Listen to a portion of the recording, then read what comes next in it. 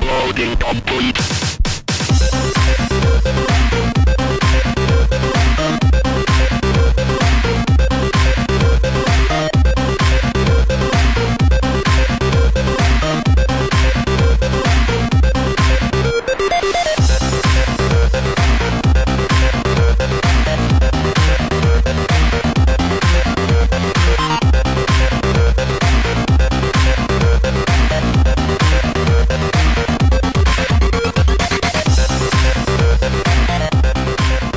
I don't know if I upgraded or you downgraded, but it feels great either way. Well, like I said, it was Destiny. Therefore, Destiny's not a very good game. So I like take that as you will. It's grown on me. So I'm okay. If I'm Destiny, tell that to Shadow Addy. I don't think he's gonna appreciate those words. Oh, I'll tell him. I'll tell him. He showed up last night. I should have told him then. Well, you have the chance now. You can tell him I've turned my opinion on it. I should have just like poked the finger at him and been like, look, Destiny's not a very good game, and here's why. And then he would just point out how many hours he put in. You find out it's MMO amount of hours. It probably is with him. I've looked it up. It was more days than I put in a Final Fantasy 14, so it's impressive. That is pretty intense. That is pretty nuts. We're gonna go ahead and get this started here, since at least Poe's here. And then we're going to, like, focus on Eric and make him as uncomfortable as possible. Oh, good. Oh, it should be a great episode, guys. So I hope everybody has brought the popcorn and the cringe. It should be a lot of fun. It is officially the first episode since Tanner decided to abandon this thing and go do whatever he did. Now we're just like, the inmates are running the asylum. That's the best way to put it. You went from this man who I highly respected as a smart individual. Like, I'm not trying to put myself down. It's just I'm still trying to understand the logic of how I have ended up in his shoes. Like, Tanner's probably looking at me and going, oh, God. Well, we're going to talk about that because you keep putting yourself down, but you're ignoring a very large part of why you were chosen. What's that? Yeah, we're not talking about it quite yet. That's not how the show works. God. Well, fair enough. You know how a show format works, don't you? The last show I did was 3 guys yelling at each other in a bathroom. So I've got to ask a bit more about that after the intro, because what? There was one episode we had to record in a public bathroom. Oh, wow. That's the explanation for that. Okay. The podcast I did before this, Memory Card Radio, was 3 friends getting together and pretty much talking about it's every other podcast you've ever heard, except with my beautiful voice in there. And but we getting in a bathroom and yelling at each other, apparently. Well, we didn't have another room to record in, and we just thought not. We could either move the episode forward, or we could make progress. So you took the Weird Al approach. Yeah. No other podcast that I know of has done that, and I feel like that makes us trendsetters. Which is why if I bring us into the bathroom with this show, it won't have the same impact, which is unfortunate. I can only do that trick once. Very unfortunate. Maybe we'll figure something else out. And just for everybody that's actually listening to the recording and not at the live version of the show, first and foremost, shame on you, you're a terrible person. Second off, this is the reset button, the return of the reset button for May 9th, 2017. And this show is kind of a trendsetter too, since you mentioned that. So man, I can't even remember how many years now, the reset button has been broadcasting live on Twitch for every episode. So we're doing that once again. Here we are. You can actually see me. Eric, a.k.a. Monkey here, has whatever the fuck that is. What is that? Which picture are you using? Because I can't look right now. The Facebook one? Yes, the Facebook photo. That is Emil from Nier, which is one of my favorite games of all time, and it is a character that I like very much. So yeah. Okay. He's a lovely boy. And Eric What's your here, problem with him? I have no problem with him. I have no problem with him at all. And I have no problem with you either. Because you kept saying that, you know, it was a downfall bringing you onto the show, and it was just a disaster. A complete just... I didn't call it a disaster. What I said... Okay, so I'm adding that on. The disaster is that you came to me. With the show is not the disaster. We'll make this work. I'm saying the disaster is that you had to go out of your way to find me and say, would you like to? And that's hilarious. Fair enough. I can't argue against that, I suppose. But for anybody who doesn't know Eric, aka Monkey, first and foremost, that means you didn't listen to the DTT podcast, and you're a terrible person. Second off, yeah, just awful. Second off, Eric is about to graduate with a media degree, right? Mm-hmm. That is correct. Well, communications degree, but media is involved with that. Communications, media, it's about the same thing when you mix it all together. And you've actually done radio for your university before, right? So the last show I did, which was Memory Card Radio, was originally a show for the college. And then unfortunately the radio department wasn't really around, so we ended up putting the show on the internet, and that was kind of how we continued that. But I do have a minor in radio and television. There you go. And a major in theater, of all things. Of all things. But the point is, you had that minor. You do know what you're doing when it comes to broadcasting like this. So he comes on here and he tries to make it out to be it's going to be like the worst thing ever, and he has no idea what he's doing. He is lying completely. Here's the thing. I may be qualified, but, you know, there's some people that you just put on a stage and you're in for a show. That's what I mean. I will give you the entertainment that you seek. However, that doesn't necessarily mean my character is going to be any better from any of this practice or education that I've received. You know. Fair enough. I mean, like I feel like Howard Stern has a lot of practice as well, but he's still going to ruffle a feather once in a while. Well, that's also true. That's also true. Saying. I don't think we really ruffle any feathers except for constant referrals to Peter Molyneux, but that's never going to change, so... Well, I mean, you can't ruffle a feather that's already fallen on the ground and degenerated. Lord Molyneux, as soon as you guys learn and follow, everything will be better. It's really quick in chat. The champ says, your audio listeners are bad people. Come join the Madness Live. I like the way he thinks. Right. I like the way he thinks. So I guess Peter Molyneux as a guest. What is it? Can we get Peter Molyneux as a guest on this show, like for episode 2? I feel like that's the only fair thing we can do to the fans. As much as I have talked about that guy over the years, I'm not even certain he would bother with me. He was on IGN. We're the same standard. We're owned by a major corporation, I've been told. Oh, we are a blossoming corporation that has a bloodlust for taking over everything and everyone. That's what we do here at ResetPress. So, yeah, I definitely see it. I 100% see it. Which, by the way, anybody who hasn't gone to the website, it's right there, resetpress.net. You can go there and look at things, read things, fuck around for an hour, whatever you want to do. It's good fun. Mm-hmm. So, we got the stuff. We do have the stuff. I guess next thing really quick is to go ahead and talk about the elephant in the room. That way we can get over with that one. Of course, I'm here. Eric's here. Where's Tanner?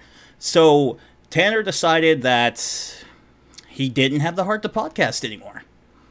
So in terms of it, you'll still have me. I've been the other half of ResetPress since its inception. It's going to continue. Now you've got Eric, and if you listen to Eric, that's the worst possible outcome. But we'll get through. We'll get through the napalm. Well, I'll say this: I've listened to this show many a time, and I love Tanner. I don't feel like I could ever replace him, but I'd love to be. I'm honored to be in his shoes and to be selected to be on this show. Having said that, there's no world where I'm going to be able to be as professional or as much of an adult as he is. That just ain't happening. No, Tanner can't be replaced, and that's why, as you can see, all the shiny new stuff for the reset button, because Super Reset Brothers is officially retired. Not doing it anymore because that was a show with me and Tanner. Tanner can't be here, so that show is officially over. Now, if somehow Tanner ever came back, then great, yeah, we bring the show back. But until that day, no more Super Reset Brothers. But instead, like I said, we've got Eric here. We're gonna ask Eric a whole bunch of questions. Oh God. We're gonna get to know Eric. Ooh. Since this is his first official show, since he was a guest on the Remembering DTT podcast. So in terms of it, with broadcasting, you mentioned some podcasts and whatnot, Eric. What have you done over the years? Well, I've had 3 separate That's a loaded question. I know okay. it is.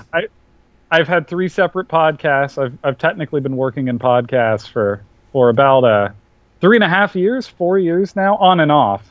But like, there has been a lot of practice that I've had even before DTT. There was a show I did with Dante El Diablo, which was very much fun, and then eventually I did a separate show with my buddy Chenson, who I love to death, still love him. And then again, I did memory card radio for college purposes, that also moved onto the internet, and that's pretty much where I've been in terms of podcasting. Professionally, I have worked a little bit behind the scenes, setting up a lot of audio equipment for sports events, that kind of thing. But since that doesn't have anything to do with video games, I'm not as interested in talking about any of that. But I have also been on the radio one other time for a PR gig, advertising a theater production that I was in. So that's all the professionability of myself. Excellent. And how often do you get the chance to get online and do podcasts live, like right now? It's been too long. Live, never.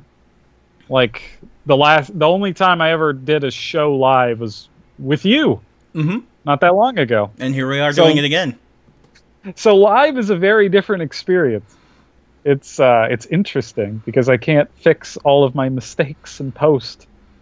So exactly. That's scary. That's the best thing about going live is you can't make mistakes because they're not allowed. Oh no. That's the best way to put it. If you're going to do it live, you can't make mistakes because they're not allowed. You have like no time or anything to to make mistakes because you can't fix them. Wasn't there a wise man that once said, "Fuck it, we'll do it live"? There was, and he was more Irish than me. Ah, well, I know he took those words to heart, and I've embodied everything of his character that I know of, which was just that, and nothing else. He had wonderful quotes such as "Fuck it, we'll do it live," "Fucking thing sucks." He might have said other things throughout his career, but I wouldn't know. I just know him as the man that said, "Fuck it, we'll do it live." So, Catawolf says, "Hello, Pat," and other person. Yeah! Just after we were introducing you, too. Nah, it's fine. I'll be other person. I'm a lot more comfortable with that. This is Eric Rogers, or Monkey, if you want to call him that. He doesn't mind being Monkey, but Eric is going to be the new co-host on here, and he's going to talk about video games, and he's going to gush about video games, and we're going to talk about Peter Molyneux, and the show hasn't changed, except it's hard to talk about Peter Molyneux. His career's been gone for a while. You always talk about Peter Molyneux.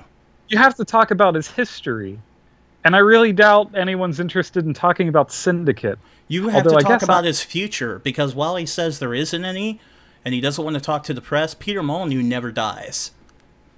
Ah. He will return, and he will bring great promises. And, you know, he won't fill any of them, but he will bring great promises. I see it. All I want is a new Fable game that's even worse than Fable 3. If he can give me that, I'll be happy. Like, you got to at least acknowledge this. He had a wonderful innovation with the pause menu, which was loading in an entire separate level every time you pause the game. just to make it as inconvenient as possible. So, for me, Peter Molyneux seems like one of those people that, while he talks a big game, he also finds ways to ruin the game with those talks, and I love him for it. So, okay. Here's a fun topic that we can tackle here. So, okay. Fable 4, what promises would he make, and what would he actually do to make the game worse than Fable 3? So I imagine, first of all, it would have to be open world, because every game ever made now is open world. Even Zelda at this point. Even Zelda, although some would argue that's the first open world game. It's the first truly open world game because, like, it doesn't matter what's going on. If you see, like, a huge mountain and you feel like climbing it, you go climb the mountain. I think what would happen is he'd make that promise, and then he'd get to the game, and all the environments look exactly the same. I think that would be the first trick. Perfect. Then he would talk up his new conversation system based off of the Witchers and BioWares of the world. And, of course, not only do they not alter anything, but the only difference between your responses are pitch of the character speaking. So one of the options, you would say something like, "Aw," and the other one you'd be like, "Aw." And those are your options. That would be a great character builder. Well, the idea is that while you do not get to choose your interaction, having a pitch would choose the tone. And I could see him trying to pull that out in an artsy way to be this revolutionary thing. So, you know, I could see Peter Molyneux getting away with it. Kristen from chat says, "Thou shalt have a snow world, lava world, jungle world, and a sand level." Yeah! Ooh, Peter Molyneux with a sand level. That sounds genuinely horrifying. I could only imagine. I got how this works. The sand level is the whole game. It's the entire game. It takes place in the desert. Okay. It's an open world desert. So imagine how good those visuals are going to look, because all it is sand. And then occasionally you'll see an enemy. So, like, the game doesn't take place in Albion anymore, because we never heard that Albion had a desert before. Or now maybe it just does, because fuck it. Post-apocalyptic. So now it's sand. Oh, okay. We got to hit those, but it's different, because, to quote him, while it's been done before, post-apocalyptic has never been done before, where there were two entire post-apocalyptic sequences. So what will happen is that society will have been built, and then it was destroyed, and then it was rebuilt, and then it was redestroyed.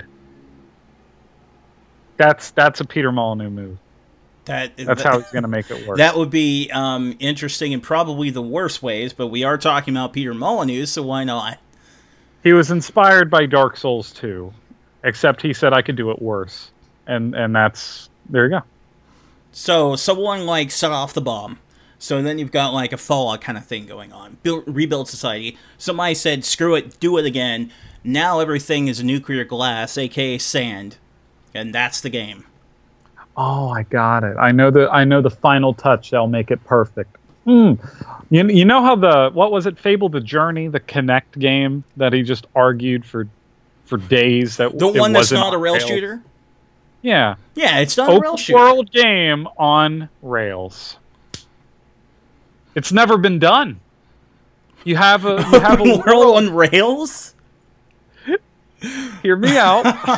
What do you do? Like, before the level starts, do you, like, set your own track? Here's what you do. Okay. The game proceeds on rails, but even in a rail shooter, once in a while, you're able to choose which direction you want to go.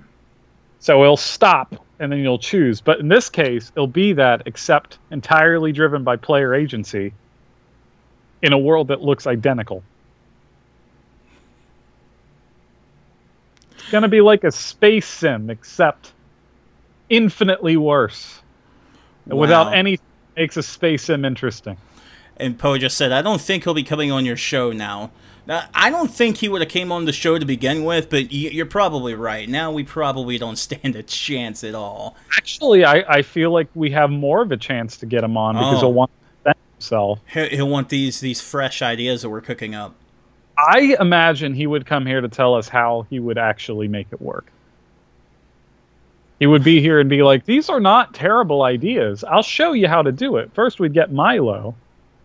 And you'll have to raise the kid in the sand, and he'll have his own spiel. I think we can get him on.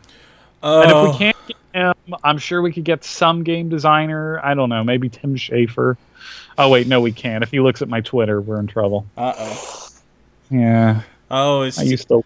Too. Tim Schafer is your Peter Molyneux then. Tim Schafer was an. You know what? They're very similar to me.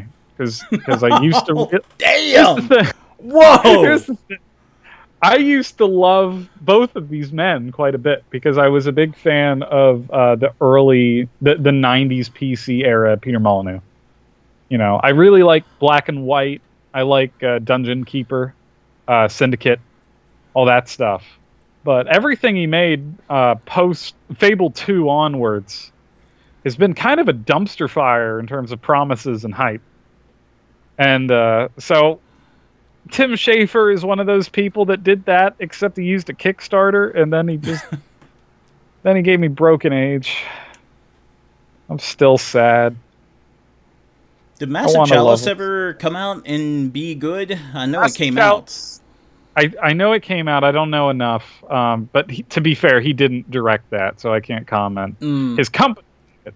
But he himself, I mean, I'm not even saying things aren't good that come out of Double Fine, because I really liked, what was it, Stacked? Stacked was good, and there was some hacking game. I can't remember the name of it, though. I know that he didn't actually do anything with Massive Chalice. I know that there was a different director, but you can't be like the head of the company and just come in and be like, I am never looking at this game. Not ever.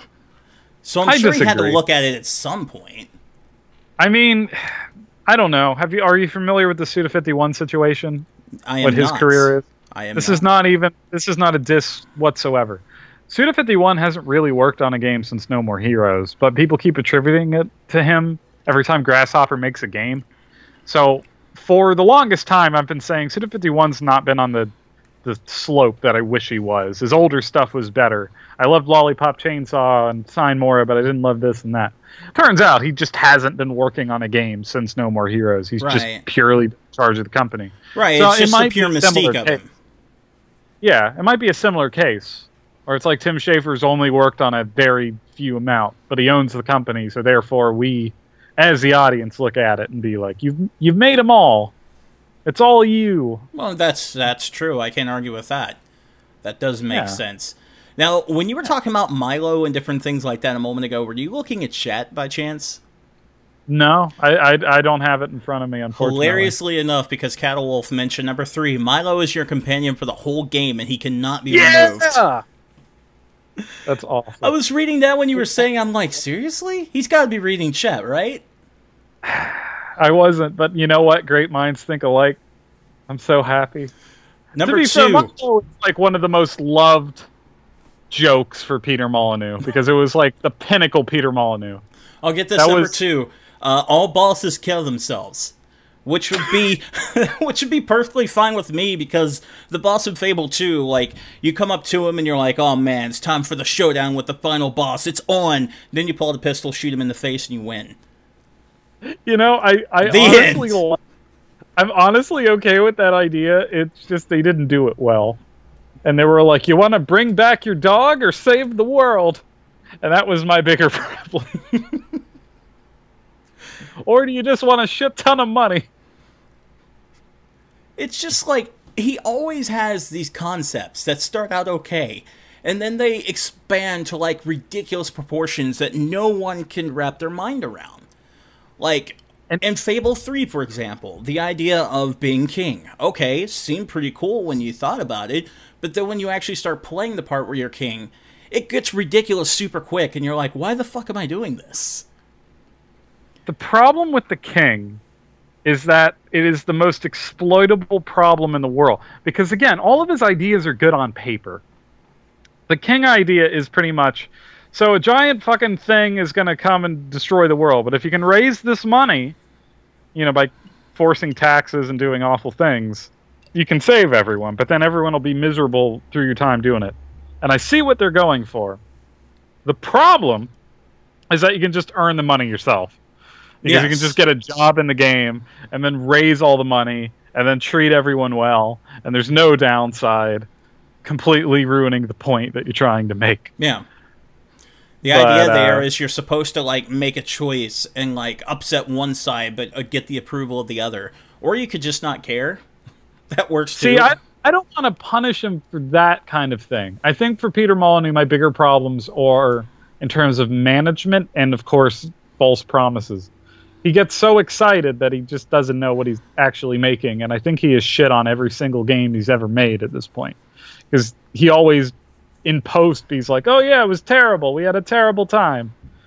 And it's just, like, it's gone on record that he would say things that the development team never heard of, and then they had to force features in that didn't make sense to be there. Oh, probably like the weapon system in Fable 3. But really quick, just to read the 5 ideas that Catawolf came up with here in chat, because I think they're wonderful here. So, number 1, make the pause menu a full-on open world of its own. Because why not? Number 2 was all bosses kill themselves.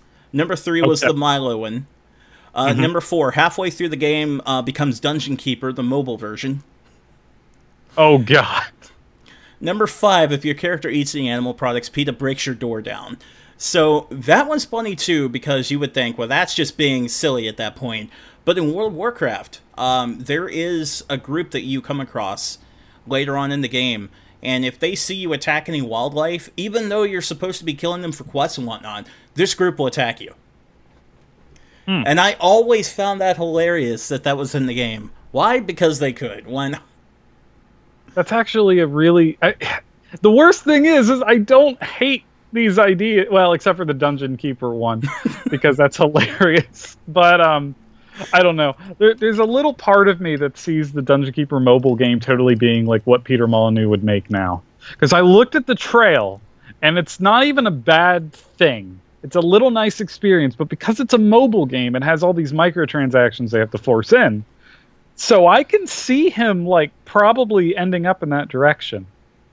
But I feel like you're cutting yourself short if we're only talking about Fable. The man's made other series that he could ruin. Oh, you know, of course. Like, I feel like Goddess was a really good example of that. The God game, or not even that. You know what? Milo might have been the most famous example, but Curiosity is the funniest example of a Peter Molyneux doing what he did. So, for everyone, just to retell this beautiful story, because it's so fun, he released this free app for the internet where it was an MMO where everyone basically just chiseled a giant block, and whoever got to the center got some secret prize. And that prize was, in this god game, Goddess, a good chunk of the money they would get for it would go to whoever won, which is really nice. You know, obviously Goddess made no money, so that wouldn't have mattered. But I think what's more interesting is that Peter Molyneux really hated the kid who won. Like, this is on record. The kid who won knew nothing about Peter Molyneux, didn't care about video games. And he was like, oh, cool. And he was just so bothered by it that Peter Molyneux just never lived up to his promise. So the guy like, never got his prize. Nothing. They did nothing for me. My life was ultimately unchanged. Yeah. And it's kind of like... So Curiosity, it was for nothing. Yeah, if anybody's never heard of that, if you've ever heard of Peter Molyneux, What's Inside the Cube, that's exactly what's going on there. They took... the irony was, I actually really liked Curiosity. It was a good concept. It's relaxing to play. It was just like a little clicker thing that... Yeah, because like phone games generally don't have any depth. So if you're talking about a little time waster, an MMO where everyone's working together on a stupid goal, it's not the worst idea. Yeah, and everybody's just chiseling away on the cube trying to get to the core. It was interesting enough, not a bad concept, but once again, Peter Molyneux was involved, so you know how it ends. Yeah. It ends in a giant vat of shit. That's how it goes. Let's see. Poe asks thoughts on Sean Murray and No Man's Sky. So, I'm gonna let you take first shot on that. Okay, well, first of all, I have to stress I have not played No Man's Sky. I was going to, but I canceled my pre-order once I heard some things. I think it's really interesting that they grew up in the same town. Might even be related with the way that's going. That's not a joke. They actually did grow up from the same town. That is on record. And that's kind of beautiful to me. Sean Murray is very, I'm sure, well-intentioned. I mean, they're trying to fix the game with all this DLC that no one asked for, that completely undermines the purpose of why people were excited in the first place, but it's something. No Man's Sky is the definition of maybe you need a... If you're an indie game and you're promising the world, maybe early access is not the worst idea. No Man's Sky would not have been a problem at all if that game was like announced and was early access right away. If it was not a full price game that had people excited for years and years, I think people would have been more open to it. They would have been like, oh, it's this open weird thing where you can explore. That's neat. There's a little bit of crafting in it. However, they kind of lied about everything the game was. Like, straight, and because of that, I mean, I got suckered into it. I thought it was this amazing thing that we have never had before, this procedurally generated universe. That's mind-blowing. You can leave an entire planet. It's a shame they didn't make a video game. Or even tools to make that interesting. Like, I don't know. How do you feel about procedurally generated games? I think they'd be fine if done right. They can be done right because I've played it a lot of good ones. But like, yeah, the most basic example I think of is Minecraft. It's the one we all go to, right? Yeah. I mean, that is completely generated right off the bat. No problems with that.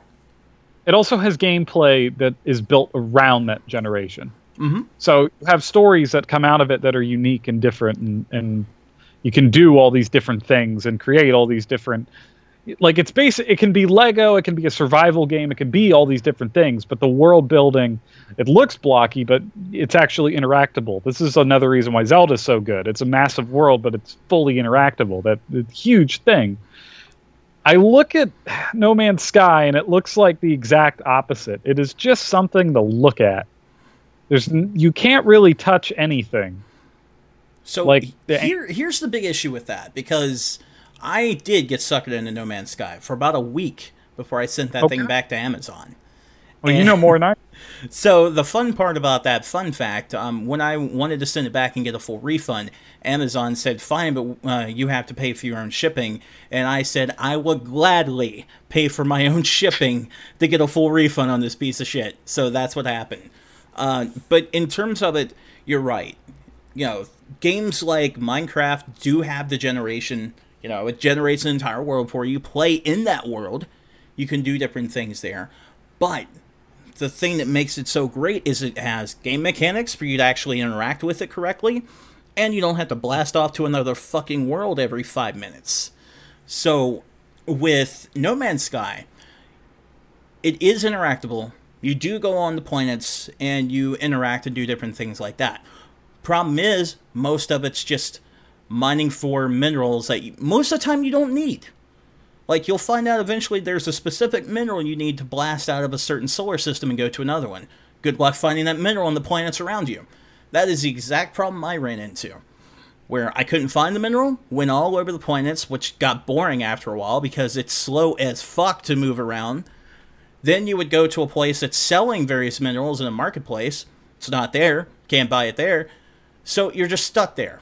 Forever. Sounds like the worst part of an end game MMO, where you just have very specific requirements for upgrading certain things, and you have no, and it's endless an incredible grind, and you have no idea. That sounds really fun. I should buy a copy. It was so incredibly boring because it's like you'll see like alien wildlife and whatnot, but most of the time they don't care about you, and you don't care about them. You'll see the occasional drone that flies by. Sometimes it will attack you, sometimes it won't. There's no specific reason as to why it attacks you, it just does. It was just so random, so incredibly boring. Because after a while, it was like, well, you could go to this planet, and you'll be the first person to, you know, visit it. You'll be the first person to scan all the wildlife. And I was just thinking, I don't care. I really don't care. For the record, that the names you give everything were not actually uploaded to the servers. Oh, wonderful. Like, it just deleted stuff after a while because it was too much. We're talking about the amount that exists. Yeah, not having multiplayer was one thing because I didn't expect much in the way of multiplayer, and I'm probably the last person to really be able to talk about this because I'm not a fan of a lot of procedural generated games. I appreciate them. They're just not for me. The one I actually got into was Dragon Quest Builders, which was a Minecraft clone, but it did something that let me get into it, which is it had quests. That objectives, and honestly, I need that because I'm not very good at creating my own freeform thing. But I appreciate it. I appreciate games that let you do that. I am an observer of those games, and I understand them. But there are core mechanics that have to work with stuff like that. I'm not a fan of a lot of open world games, but they're not open world, early access games. But like I look at something like Ark that came out, and I can watch a single video of Ark, and I can see tons of fun and tons of opportunity of crazy things that people are doing in that game. I look at No Man's Sky, and I think, other than getting resources, what can you do? That's and I wasn't one of those people that ever wanted to yell that, because I know there were a select group of people that say, "What do you do?" And I was not one of those people. And I understood that idea, which was you don't kill shit. There's no objective. What do you do? And I think a lot of us heard that and said, well, you explore, but that doesn't mean anything after a certain point. It doesn't. And especially when everything looks the same. And I think that was the biggest problem with No Man's Sky. That and you know, really false advertising and the fact that Sean Murray stole a shit ton of money and ran. But part of me can't blame him. Plus, he had like a different answer depending on what publication he was talking to. He would go to one publication and he'd be like, "This is a single-player exploring adventure." Leave it at that. He'd go to another publication and be like, "You'll get to do this. You'll be able to interact with friends. You'll be able to blah blah blah." He had a different answer for every outlet, which, i.e., that's lying. Every gamer should feel ashamed when we all expected the creators of Joe Danger to make something that no other game company has even thought of. But I'm going to spin it in a very optimistic way. Let's hear it. We now have the technology and the idea that can be fixed later on. We now did something incredible, which really shouldn't be undermined. We have made a game where you get on a planet and you can fly off of a planet and fly onto a planet without a load time. The technology is now there. We just need to figure out how to make a game around it. And people are saying, argue with that. You're absolutely right there. Now, hopefully, Star Citizen is that game, but I'll never know because I don't have a good computer, and also that game has been in development longer than I've been alive. So, yeah, it's still ongoing. Still ongoing. So let's see, another question from chat here, since it's a bit chat-heavy day with the return of the reset button. This one's actually from my sister. So, in terms of it, how do you feel about the DLC for Breath of the Wild? Okay, I have to start saying I don't have a Switch. I've played Zelda once, which was at your place, and I loved it. I think it is always healthy. Costumes are no problem at all. The map feature looks really interesting, but the thing I'm most interested with the DLC hasn't happened yet, and that's the story DLC, because I imagine they're going to take that a lot more seriously in terms of the open world environment. But right now, Nintendo seems to know what they're doing. Breath of the Wild gives you your money's worth of game.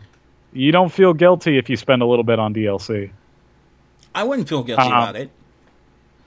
My only little complaint is that I don't feel like a difficulty should cost money. Like, No. the hard mode should be on the disc. No, I agree. That's kind of crazy. But at the same time, they get away with it because I don't know if you're aware, but Twilight Princess HD on Wii U, there was a hard mode that was unlocked with the Wolfling amiibo. I wasn't a fan of that either. Yeah, so that's why they, quote, get away with that, because it happened before and everybody was silent. It's not even the worst thing that they could do. It's a nitpick. It's a nitpick when you have a game of that size and that quality and that caliber. You know, and I'm looking at the DLC and I'm like, you probably should. Also, that map feature should have just been a patch. I don't understand why you're charging extra for that. It's a good feature. It's a good idea. I just don't see where money should be involved with that. To see where you've gone and where you haven't. With that said, I feel like Nintendo is just laughing all the way to the bank right now. So I don't think they care. Don't really have a reason to. Yeah. It's like everything they're doing is a massive success. And people are just going to buy this DLC because Zelda. And I don't blame them. So, they're not going to listen to my criticism about difficulty. Who cares? Oh, okay, so I stand game. corrected. It was the Ganondorf amiibo that makes you take double damage and gives you a hard mode. But I knew there was a hard mode that, like, it wasn't on disc. Damage? Sure. Okay. It was, for the most part, it was on disc, but you had to have the amiibo to unlock it. So it was still a DLC kind of thing. You would scan the amiibo and then double damage is what you get in Twilight Princess HD. So, more or less, you do have to buy it to get it. You have to buy the amiibo. So I don't know how I feel with amiibo DLC in general. But it's such a specific thing, I can't make my mind on it. Because, like, I know other games have, like, exclusive little gameplay features with amiibo, and I don't know. Well, I don't know where my mind agrees on it. Because that's a double-edged sword in and of itself. Like, I know that you haven't had too much time to try Breath of the Wild when you were up here, but in terms of it, like, if you want, like, a lot of ingredients to do cooking, or you want a lot of bomb arrows, or something like that, you just use your amiibo in Breath of the Wild, and you are showered with that stuff. So in terms of it, that's really good, you know? It's not really stuff you can pay for. I don't feel bad about. Right. Because I look at that, and I look at that as a handicap option for difficulty. Yeah, like so bonuses. that's what you get there. When it's content, because like hard mode in this case is significant. Right. Because it's changing every single enemy type to the harder version. You know, like there's a lot more work involved with this difficulty mode as opposed to just take double damage in Twilight Princess. Right. So that which is why I'm there. But like I guess Amiibo and DLC basically fall in the same line. But I look at Amiibo and generally I think it should be a bonus of some kind. It's like, oh, you get a couple rupees, or oh, you get a little bonus. And they've played with that in the past, and I guess Nintendo just has ethics that are so unique. I can't like figure them out. Sometimes they go too far for me. I forget what game it was that multiplayer couldn't have been done without the amiibo, but then you have it, and then multiplayer works. And I think I was Woolly World. Woolly World? But then no. You can do multiplayer, like more than one person playing in Woolly World. No, you can absolutely do that. But if you want to, say, like, with Woolly World, if you want to play and have, like, a CPU player to help you, then you need an amiibo. I see. Maybe I just got my shit mixed up. Well, that's what I'm saying. Therein lies the double-edged sword. Like, for everything that is not bad, that's the worst word I can think of, but for lack of a better word, that's not bad. Like, when you scan something in Breath of the Wild, you get all those goodies. Then it goes to another game where it's like, do you want help in this game? Oh, you have to buy an amiibo. You know, different things like that. But they don't market it that way, is the funny thing. People buy amiibos because they want the figure. The extra stuff should be extra. Now, originally, when amiibos were announced, I thought the purpose of it was that when you played Smash Brothers, or maybe some other game, it was about saving your save data and being able to transfer it onto another console.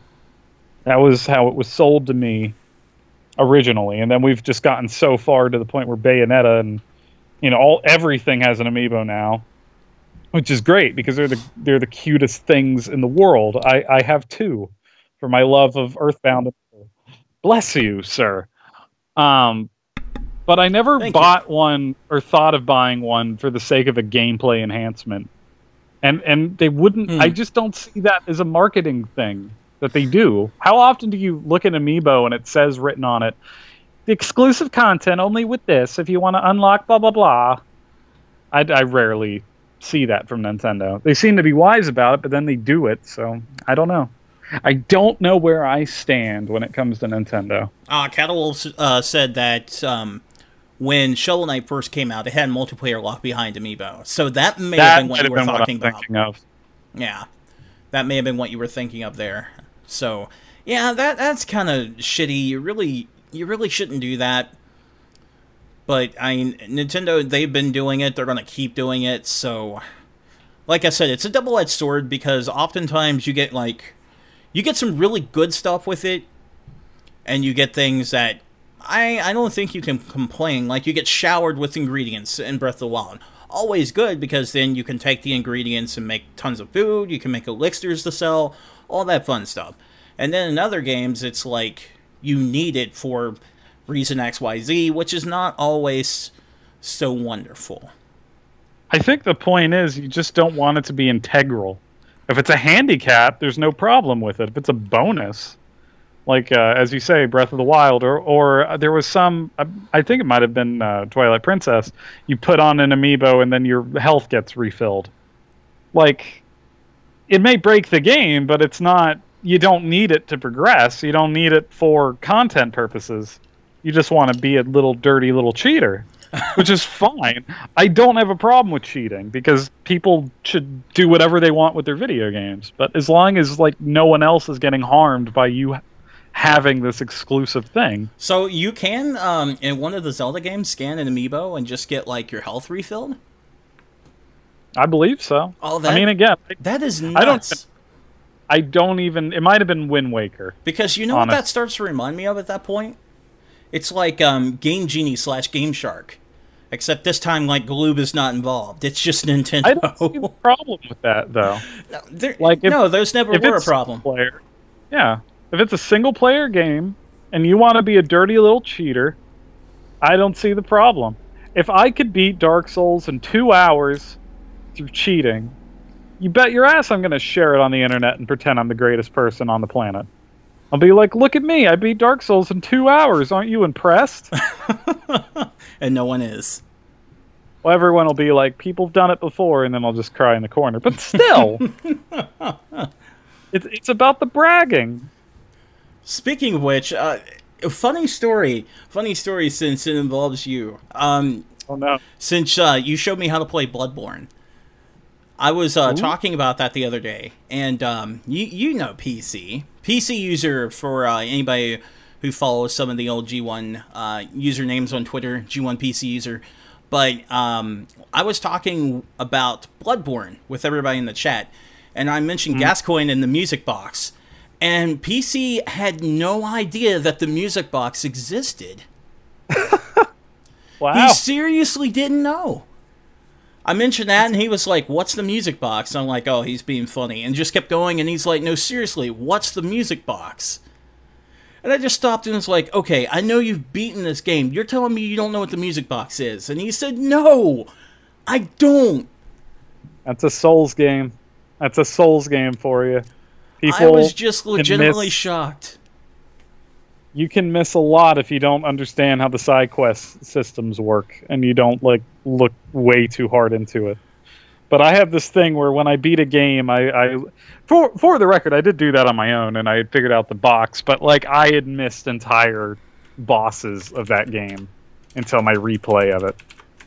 That's the thing about Souls. You can miss giant chunks of the game if you're not looking for it. So I believe it. That really shocked me too. That shocked Cattlewolf too. He's like, how did he miss that? I don't know, because he probably played it blindfolded, because that's what the hunters do. Probably. Yeah. Because you have to talk to the little girl once, then you have to leave, you have to talk to her again, and second time is when she gives you the music box. I guess he never bothered to do it a second time. I thought they did it the first time. Granted, I need to replay it, but I'm pretty sure you have to do it twice. The first time she wants you to look for her mother, Mm-hmm. and then I think she gives you the music box to identify, if I'm right. No, I'm pretty sure it's the first time. Because you go back to her the second time, and you're like, oh, your daddy is... You either say your dad's dead, where she'll cry, or you send her to the church, where she'll die, or you don't tell her anything, and she'll die. Actually, she dies all Now we both three. have to replay it. Yeah. Oh, well, it's only a 45-gigabyte download. There you go. Might as well. Okay, last question, because we're getting a little long here with this episode, and that's what's so good about this. I knew we would just start talking about video games that would just go forever, but... You know, there's no conversation that you can have with me that doesn't end up in the video game world. It's perfect. So it'll work out. My sister asked another question. I'm not sure I can really answer this, because I don't know what the hell it is. Sure. Okay, another question. What about the game Hellblade: Senua's Sacrifice? I don't know anything about this. Don't know. Haven't heard of it. Hellblade from the Heavenly Sword people? Might be. Could be. I'm not sure. I'll repeat the name. I'm looking it up right now. Hellblade, of course, all one word, and then S-U-N... Or S-E-N-U-A. Okay, I found the game. Let me hit the button. And yeah, now... I was right. Okay, this is the Ninja Theory game. I know nothing about it other than it looks pretty, and they're releasing it as an independent game. Okay, so it's from the Heavenly series? Well, it's not from the series. It's from the creators. Oh, it could okay. be. Okay. We don't know. Honestly, it would probably make sense. It got heaven and hell, and it works too well. I haven't been following it. I'm sure it'll be good. I'm one of the few people that liked Devil May Cry, acknowledging that it wasn't 60 frames per second and that the story was rubbish and they kind of ruined the character. But there are things about it that were unique that I really liked. It's on front of the new Game Informer, she says, so... well then I don't have that new Game I've got to Informer read yet. Game Informer. So well, that's we can probably talk about that next time. It's not in my mailbox yet, but then I'll fully investigate it and tell you it looks like trash to get everyone mad at me. So that has been the official return of the reset button. I hope everybody enjoyed it. So this is the new look, the new cast, the new everything. I'm Patrick, and that's been Eric, and we'll see you next week. And hopefully we won't have to press the reset button again. Haha, I did the thing that we always... Damn, I usually do the quips at the end. See, this is the mistake of having me on the show.